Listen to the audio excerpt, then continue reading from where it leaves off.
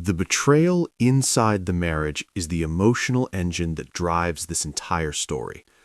At the beginning, the husband believes he is living a stable and loving life with the woman he trusted more than anyone else. He did not just see her as his wife, but as his partner, his supporter, and the person who understood his dreams. He had built his company from nothing, working endless hours, sacrificing sleep, comfort, and even time with family to create something powerful and successful. Throughout this journey, his wife stood beside him, or so he believed.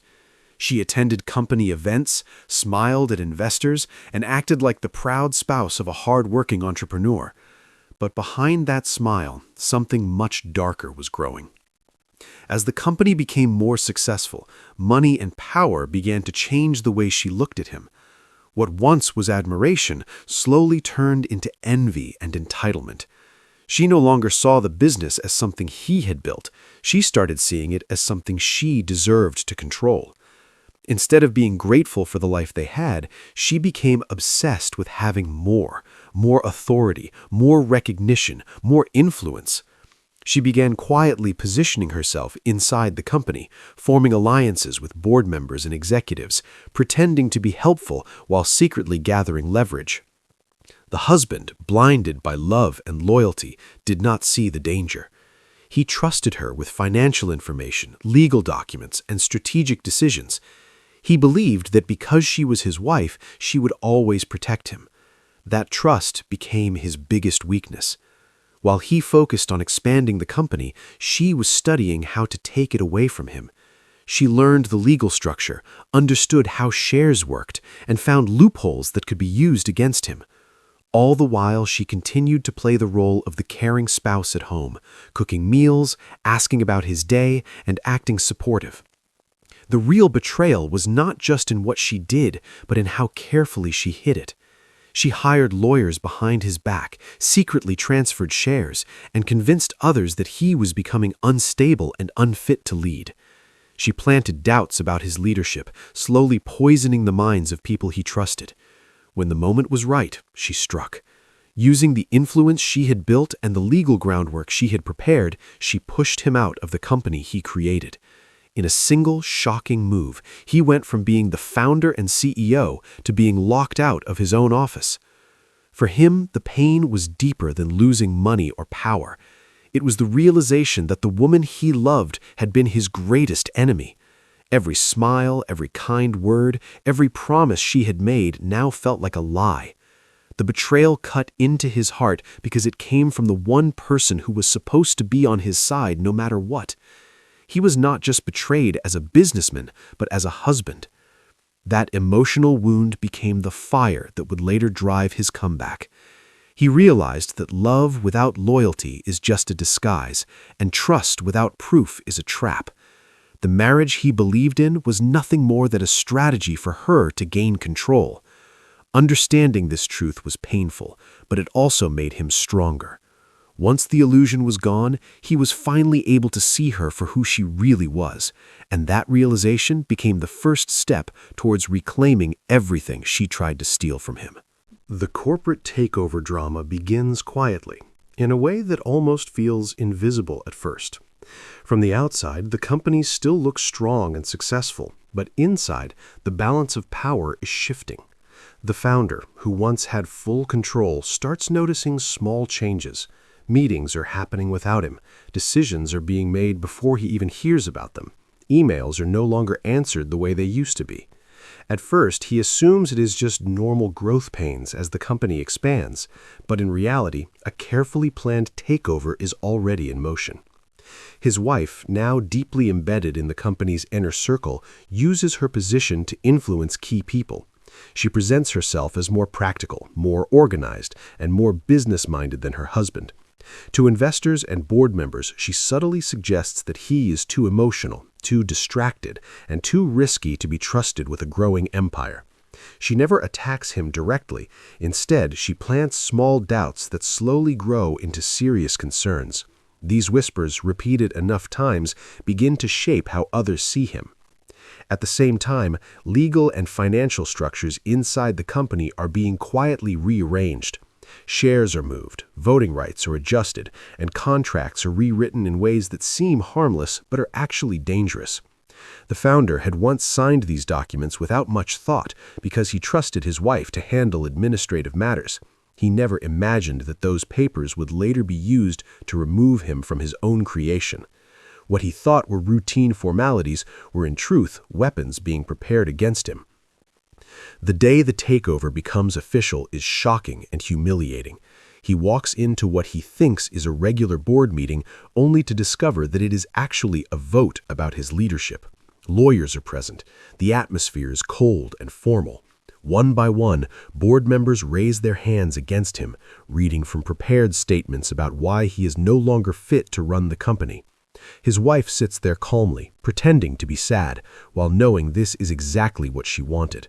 In a matter of minutes, everything he built over years is taken from him. Security escorts him out of the building. His access to company accounts is cut off. Even his own office becomes forbidden. The company he poured his life into now treats him like a stranger. For him, the loss feels unreal, like a nightmare he cannot wake up from. He is not just losing a job, he's losing his identity. That company was his dream, his purpose, and now it belongs to someone else. The cruelest part of the corporate takeover is how clean and legal it all looks on paper. There are no screaming matches, no physical fights, no dramatic explosions, just signatures, contracts, and official decisions. That is what makes it so devastating. He can't even argue that it was illegal because every step was carefully designed to appear legitimate. His wife didn't just betray him emotionally, she outplayed him strategically. This moment of defeat, however, also becomes a turning point. Being forced out allows him to see the full picture of what happened. He begins to understand how the system was used against him, and that knowledge becomes power. The corporate takeover that crushed him also teaches him how to fight back. Once he realizes how the game was played, he starts preparing to play it better than anyone ever expected. Strategic revenge is what separates the hero of this story from someone who simply reacts in anger. When he's pushed out of his own company, his first instinct is shock and heartbreak, but he quickly understands that emotional outbursts will only make him look weak and unstable, exactly as his enemies want. Instead of yelling, threatening, or begging, he becomes quiet, observant, and focused. This is where his true intelligence begins to show. He knows that to defeat people who use law, money, and influence as weapons, he must use the same tools, but more skillfully. The first thing he does is step back and study everything that happened. He reviews every document he ever signed, every share transfer, every board decision, and every legal clause that was used against him. What once looked like a complete defeat now starts to look like a puzzle. He notices inconsistencies, hidden loopholes, and moments where his wife and her allies pushed the rules too far. The takeover may have looked legal on the surface, but no operation of that size is ever perfectly clean. Somewhere inside it there are cracks waiting to be exploited. He hires his own team of lawyers, not just ordinary ones, but specialists in corporate warfare. These are people who understand hostile takeovers, fraud, shareholder manipulation, and breach of fiduciary duty. Together, they begin building a case, quietly and carefully. Unlike his wife, he does not rush. He knows that revenge that is rushed is revenge that fails. Every move he makes is calculated, designed to weaken his enemies without revealing his true intentions.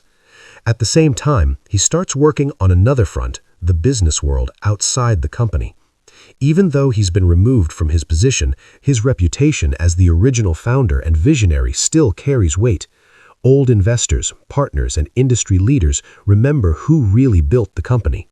He begins reaching out to them, telling his side of the story, not with emotion, but with facts. Slowly, doubt starts spreading about the new leadership.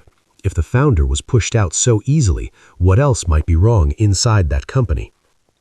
Financial pressure soon follows. Lawsuits, audits, and regulatory investigations start piling up. The same system his wife used to take control is now turning against her. Shareholders become nervous. The stock price begins to shake. Trust, once broken, is hard to repair. She realizes too late that the man she thought she defeated is still very much in the game. What makes his revenge so powerful is that it is not driven by cruelty, but justice and precision. He doesn't want to destroy the company, he wants to reclaim it. He doesn't want to humiliate her publicly, he wants her to face the consequences of her actions.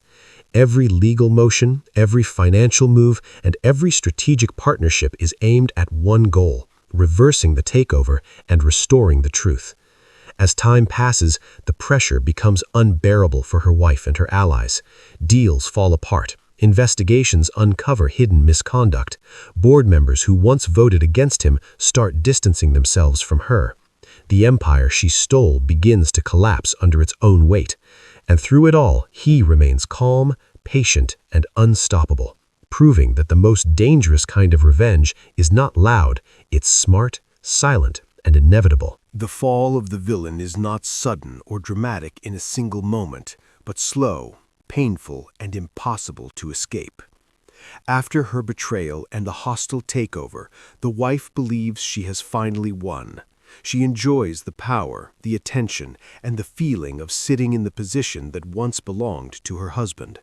For a short time, it looks like she has everything: control of the company, respect from the board, and access to massive wealth. But power gained through betrayal is unstable, and cracks begin to appear almost immediately. As investigations and legal actions quietly move forward, her world starts tightening around her. Regulators begin asking questions about certain transactions. Shareholders start demanding explanations for sudden changes in leadership and financial irregularities. The board, once so confident in her decisions, now feels nervous. They realize that removing the founder may have been a mistake, especially as lawsuits and media attention begin to grow. What once felt like a clean and clever takeover now looks suspicious and risky. Her stress increases with each passing day. Meetings become tense. Lawyers are constantly calling. Investors who once praised her now want answers. The image she worked so hard to build starts to crack. People who once smiled at her now look at her with doubt in their eyes. She tries to keep control, but fear begins to replace confidence. The more she struggles to hold everything together, the faster it starts slipping through her fingers. Financial trouble soon follows. Frozen accounts, blocked deals, and falling stock prices hit the company hard. Every new legal action weakens her position. Some of the executives who helped her betray her husband now turn against her, trying to protect themselves. They share documents, emails, and hidden agreements with investigators, revealing the full extent of the manipulation. The truth, once buried, now comes rushing to the surface. Publicly, her reputation collapses. News outlets start reporting on the scandal. Headlines question her ethics and expose how the founder was pushed out of his own company. The glamorous image of a powerful businesswoman is replaced by that of a schemer who abused trust for personal gain. Friends distance themselves, business partners avoid her. Even people who once admired her now whisper behind her back. The most painful part for her is the isolation. When she had power, she was surrounded by people. Now that she is losing it, she stands alone. The allies who helped her climb abandon her as soon as she becomes a liability. She realizes too late that loyalty built on greed is worthless. No one is willing to fall with her. In the end, she loses everything she tried to steal. The company, the money, the status, and the respect all disappear. The man she thought she destroyed is now rising again, while she is left with nothing but regret and disgrace. Her downfall is not just a business failure, it is the price of her betrayal. And in that moment, she finally understands that stealing someone's life will always cost you your own. The final stage of the story is the complete reversal of power, where justice finally catches up and the rightful owner takes back what was stolen from him. After months of quiet legal battles, financial pressure, and strategic moves behind the scenes, the truth becomes impossible to ignore. Courts, regulators, and shareholders now see clearly that the company was taken from him through manipulation and deceit. One by one, the decisions that removed him are challenged, overturned, or exposed as fraudulent. What once looked like a perfect legal coup now stands revealed as a carefully disguised crime. When the official ruling comes, it changes everything. His ownership shares are restored, his authority is returned. The board that once voted him out is forced to resign or apologize. The same doors that were slammed in his face are now opened again, but this time with respect and caution. He walks back into the company not as a defeated man, but as someone who survived betrayal and emerged stronger. Employees who once watched him being escorted out now watch him return as the leader once more. The emotional impact of this moment is just as powerful as the legal victory. For him, it is not only about money or control, it is about dignity. Being forced out of his own company was like having his identity ripped away. Getting it back means reclaiming who he is. He no longer sees himself as a victim, but as a survivor who proved that truth and patience can defeat even the most calculated betrayal. Meanwhile, his ex-wife is left with nothing. The assets she once controlled are taken away. Her influence is gone. The lifestyle she enjoyed disappears, replaced by legal debts, public shame, and isolation. She wanted to erase him and take his place, but in the end, she erased herself. Her name becomes a warning in the business world, a symbol of what happens when greed and betrayal replace loyalty and integrity. The company itself also changes. Under his leadership, it becomes more transparent and more secure. New systems are put in place to prevent anyone from ever abusing power the way she did. He no longer trusts blindly, but he also does not become cold or cruel. He learns the difference between partnership and control, between love and manipulation. Those lessons make him a better leader and a wiser man. This power reversal sends a strong message to everyone who hears the story. It proves that even when someone is betrayed by the person closest to them, it doesn't have to be the end. With intelligence, patience, and courage, it is possible to fight back and win. Justice may move slowly, but it does move. In the final scene, he stands at the top of the company he built, not bitter, not broken, but calm and confident. He has his empire back, but more importantly, he has his self-respect. The woman who tried to destroy him is no longer part of his life or his future. He walks forward free, powerful, and whole again, proving that the greatest victory is not just taking back what was stolen, but rising above the betrayal and becoming unstoppable.